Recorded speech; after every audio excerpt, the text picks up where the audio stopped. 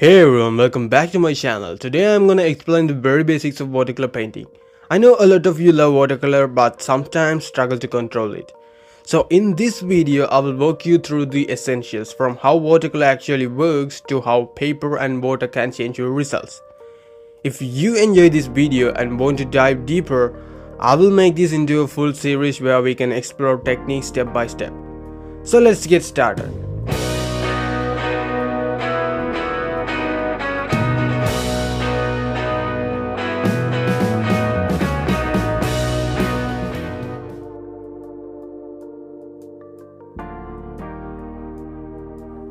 First things first, let's clear up a common confusion. Watercolor is not the same as gouache. Yes, both are water-based and water-soluble, but they behave very differently. Watercolor is transparent, which means the paper underneath shows through, giving your painting that glowing, luminous look. But gouache, on the other hand, is opaque. It's usually applied thickly, almost like acrylic paint, and can cover up layers beneath. So if you use watercolor like gouache, just straight from the pan or tube with very little water, it will look heavy and chalky. And you will miss the unique flow and transparency that make watercolor special. That's why dissolving watercolor properly in water is the very first step to mastering it.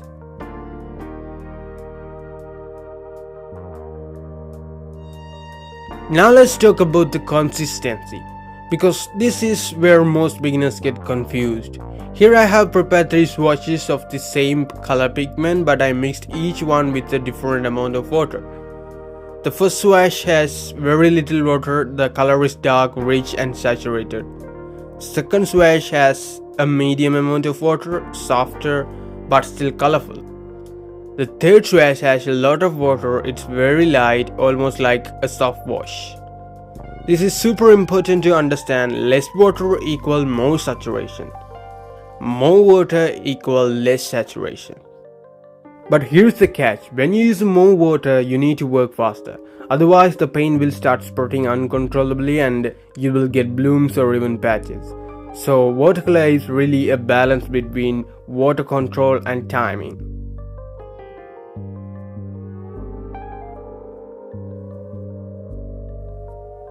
Water has its own mind when it touches the paper. If you drop a wet brush on a wet area, the paint will spread out. This is called the wet on wet technique. And it's amazing for skies, backgrounds and dreamy effects. But if you place paint on dry paper, it stays sharp and controlled. That's the wet on dry technique, great for details. So as you practice, always pay attention. Is my paper wet or dry?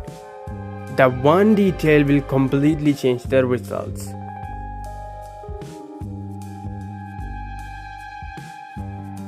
And now let's talk about paper, because trust me, it makes a huge difference. Using the wrong paper can make even good painting skills look bad. There are 3 main types of watercolor paper. First, hot press paper. Very smooth surface, best for fine details, line art and illustrations. But not great for heavy washes because water tends to sit on top for too long. And second, cold press paper. The most popular and versatile, slightly textured, which helps the paint settle beautifully. Works well for both washes and detailed work. This is usually the go-to choice for beginners. Third, rough paper. Very textured surface, creates dramatic effect, especially if you like bold strokes and visible brush texture. Perfect for expressive styles or landscapes where you want to emphasize the texture. So if you're starting, I would recommend trying cold press paper. Once you get comfortable, you can experiment with hot pressed and rough to see which suits your style.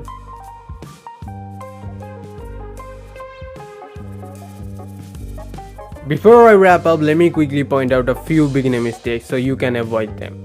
First, using too little water, which makes watercolor look heavy and patchy. Second, overworking the paint, scrubbing the brush too much, which damages the paper. Third, using thin sketchbook paper instead of proper watercolor paper, which causes warping and tearing. Fourth, not waiting for layers to dry before painting on top. which causes colors to muddy together. If you just keep this in mind, your watercolor journey will be much smoother. And that's it for today's basics of watercolor. We talked about the difference between watercolor and gouache, how water consistency changes your color intensity, how wet on wet versus wet on dry works, and the three main types of watercolor paper.